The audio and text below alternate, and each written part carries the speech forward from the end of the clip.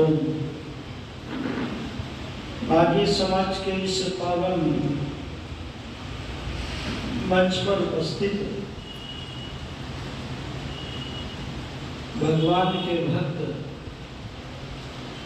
जिन्होंने सनातन धर्म के लिए अपने जीवन को समर्पित कर दिया,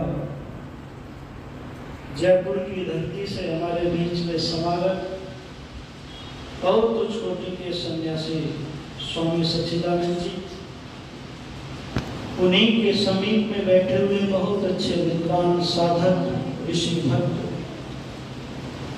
आदरणीय श्री ब्रह्मानंद जी, स्वामी ब्रह्मानंद जी, और उन्हीं के समीप में बैठे हुए हैं बहुत अच्छे विद्वान पुरोहित आदरणीय श्री करमवीर शास्त्री जी, मंच का बहुत अच्छे से संचालन करने वाले बहुत अच्छे विद्वान पूज्य आचार्य श्री प्रमोद योगार्थी जी, आदरणीय आचार्य श्री विश्वदेव शास्त्री जी,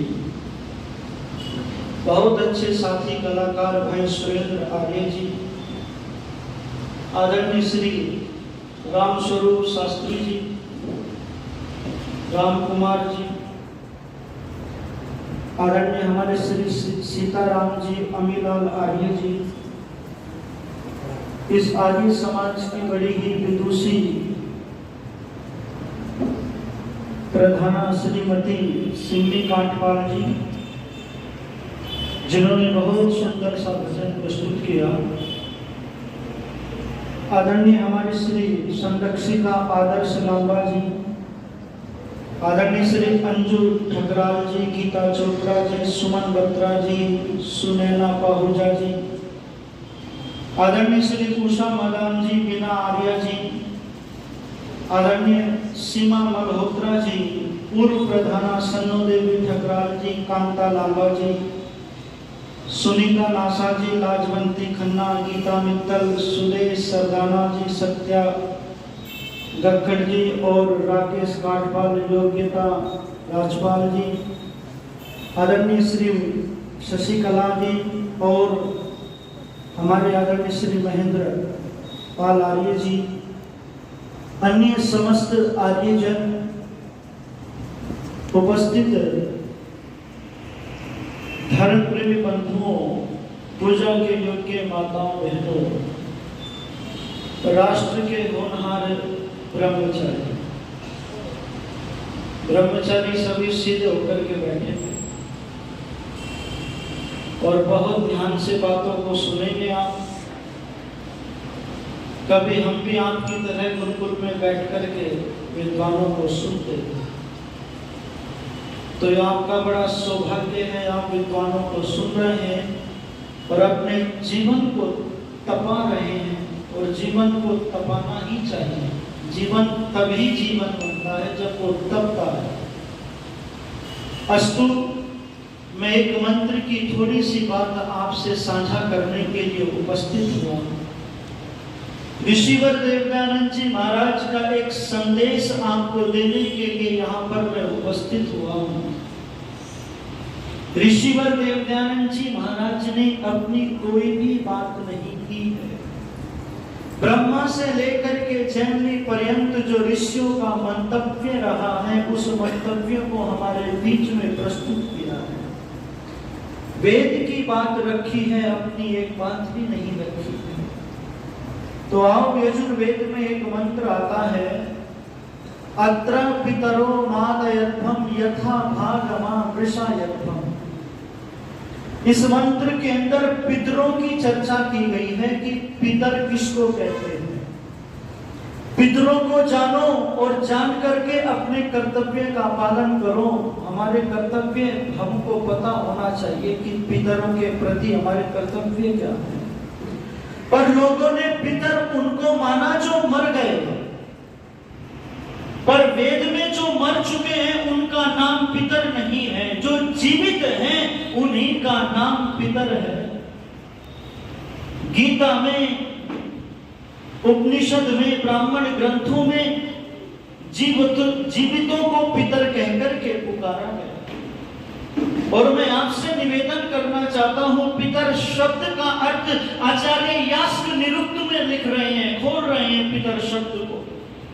पितर शब्द की महत्ता विशेषता बता रहे हैं। ये पांति पालयंती रक्षन्ति अन्य विद्या सुशिक्षा द्वारा ते पितरा, जो अन्न के द्वारा, शिक्षा के द्वारा, विद्या के द्वारा हमारा भरण पोषण करते हैं, रक्षा करते हैं, वो पितर है। और उनको क्या दे? उनके अनुकूल भोजन दे, उनके समीप में रहें, उनकी शुश्रूषा करें, उनको अन्न औषधि से युक्त रखें, उनको जिस की चीज की आवश्यकता है वो दे करके उनको तृप्त करो, प्रसन्न करो और उनकी अर्चना करो, उनकी वंदना करो। पर आज स्थिति क्या हो गई है? लोगों ने पितर ये मान लिया जो मर चुके हैं उनका नाम पितर है और उन्हीं का श्राद्ध और तर्पण करना चाहिए। व्यक्ति जीवितों का श्राद्ध तर्पण नहीं करना चाहता। हम एक परिवार में चले गए भोजन करने के लिए। वो परिवार आर्य समाज से नया नया जुड़ा हुआ था। श्राद्ध पक्ष चल रहा था। हमने माताजी ने भोजन खिलाया बड़े प्रेम से। हमने माताजी जब भोजन करके चले तो हमने माताजी से कह दिया, माताजी आपने तो हमारा श्राद्ध और तर्पण कर दिया। माताजी घबरा गई, बोले ठीक ठीक शुभ बोलो, श्राद्ध तर्पण तो मृतकों का होता है, आप तो जीवित हैं।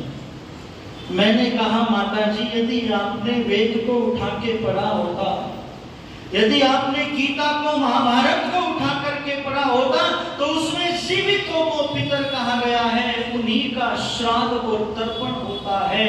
जीवित लोग ही खाते हैं, मरे लोग कभी भी खाते नहीं है। ऋषिवर देवदयानंद जी महाराज संस्कार में विधि में लिख रहे हैं कि तह कर्म और अस्थि चयन के बाद में मृतक के लिए कुछ भी शेष नहीं रहता है। कवि रत्न प्रकाश जी ने पंक्तियां लिखी थी, मरता है कोई व्याकुल तो घर के आंसू ढरकाते हैं, 13वें में प्रियजन पांडे लड्डू खाकर हर्षाते हैं और कहते हैं हम सारा भोजन पितरों तक पहुंचाते हैं। है करतूत अविद्या की ये, कहीं मरे भी कुछ खाते हैं।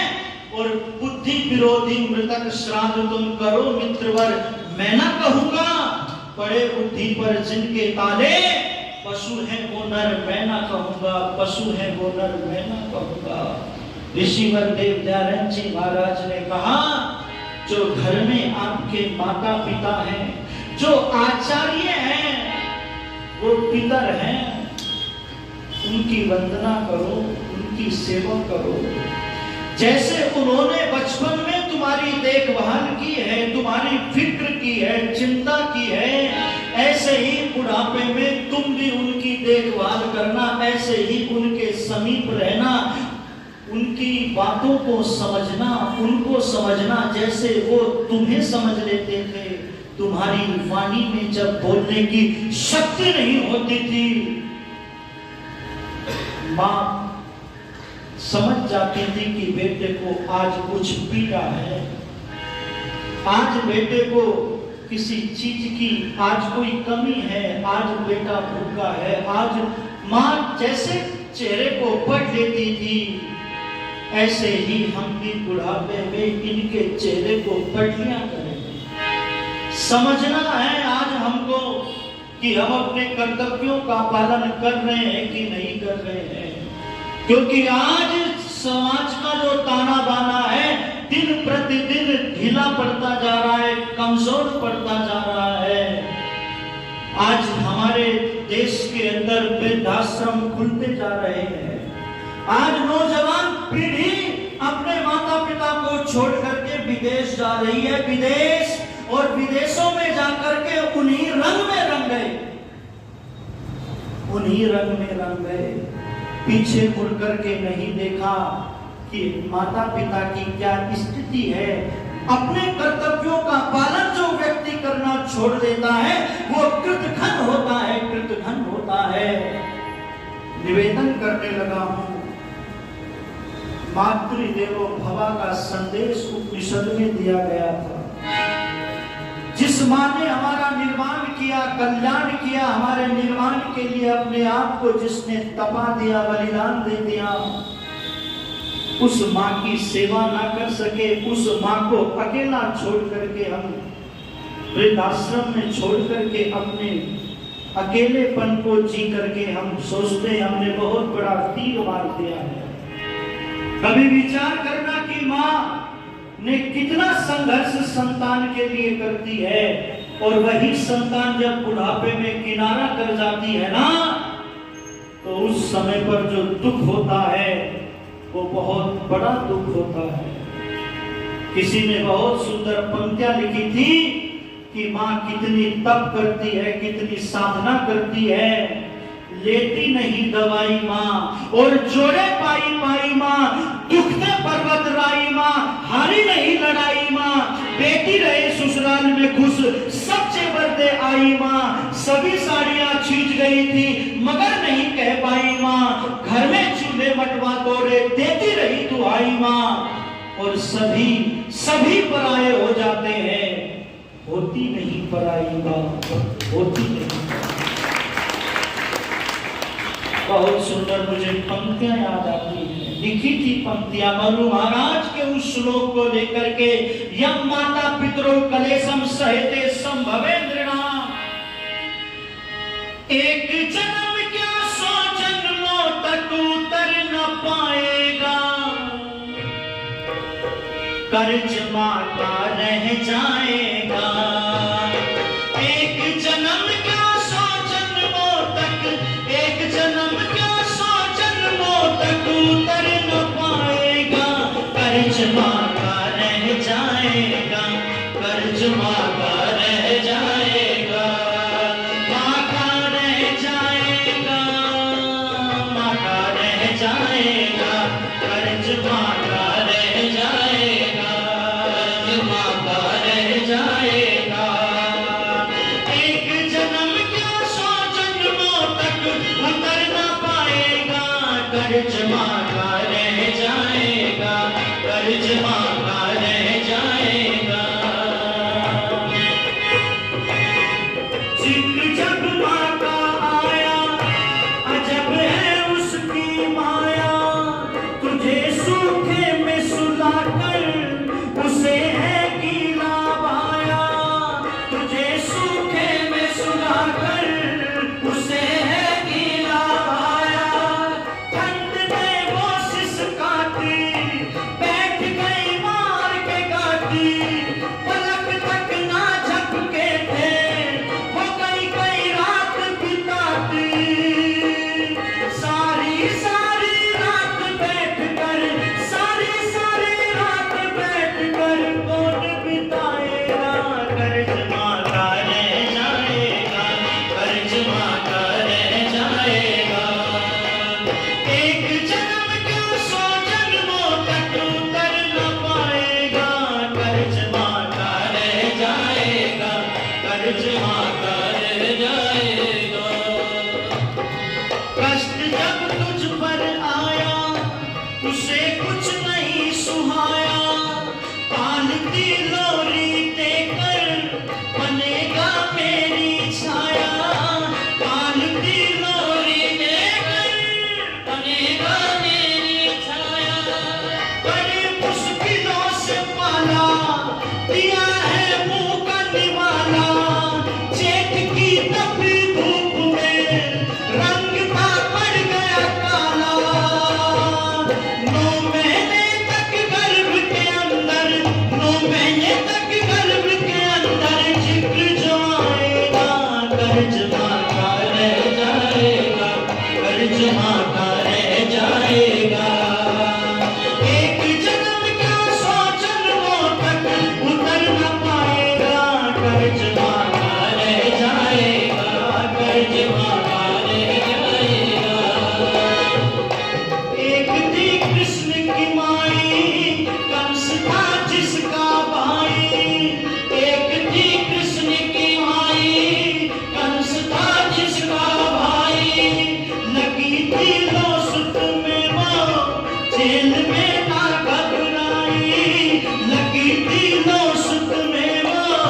जेल में ना घबराई, जेल में रही अकेली, बेच दिया मन का मैली, एक सुख को पाने में मुसीबत कितनी झेली। ईश्वर भी उस जननी को नित शीश झुकाएगा, कर्ज माता रह जाएगा, कर्ज माता रह जाएगा, माता रह जाएगा, माता रह जाएगा। एक जन्म का 100 जन्मों तक उतर न पाएगा, कर्ज माता रह जाएगा, कर्ज माता रह जाएगा। बात कुछ समझ न आवे, ये इकला वाला गावे, बात कुछ समझ न आवे, ये इकला वाला गावे, छोड़कर माँ बापों को पूछने पत्थर जावे, छोड़कर माँ बापों को पूछने पत्थर जावे। पास पर युवा चाम से कहूँ मैं सभी कौम से, काश पर युवा जाम से कहूँ मैं सभी कौम से, बड़ा अनमोल खजाना उठा ओल्डेज होम से। कमला कर समय निकल जा, कमला कर समय निकल जा, फिर बचताएगा, कर्ज माता रह जाएगा, कर्ज माता रह जाएगा। एक जन्म का 100 जन्मों तक, एक जन्म का 100 जन्मों तक उतर न पाएगा, कर्ज माता रह जाएगा, कर्ज माता रह जाएगा, कर्ज माता रह जाएगा, कर्ज माता रह जाएगा, कर्ज माता रह जाएगा, कर्ज माता रह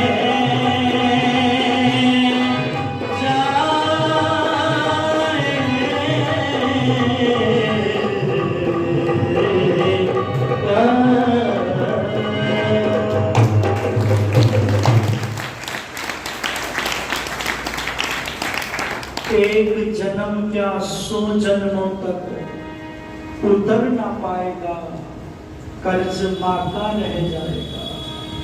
सारी सारी रात बैठकर कौन बिताएगा, और 9 महीने के गर्भ के अंदर जिक्र जो आएगा तो कर्ज माँ का रह जाएगा, माँ का रह जाएगा। कहना चाहता हूं मैं उन नौजवानों से जो इन अनमोल खजाने को छोड़ करके मंदिरों में भटकते हैं। गुरु नानक देव जी की वो पंक्तियां दिल में बैठा लेना, जो पत्थर को माने देवा, उसकी वृथा जावे सारी सेवा।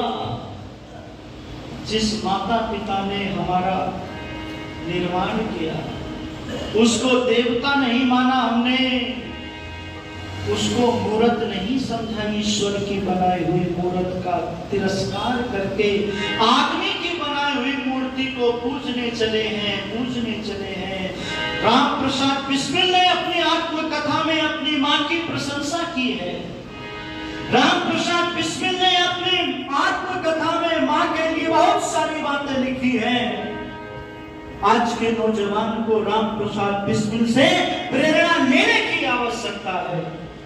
राम प्रसाद बिस्मिल अपनी आत्मकथा लिखता है और उस आत्मकथा में ये कहता है कि मां, पछताना केवल इतना है कि तेरी सेवा नहीं कर सका।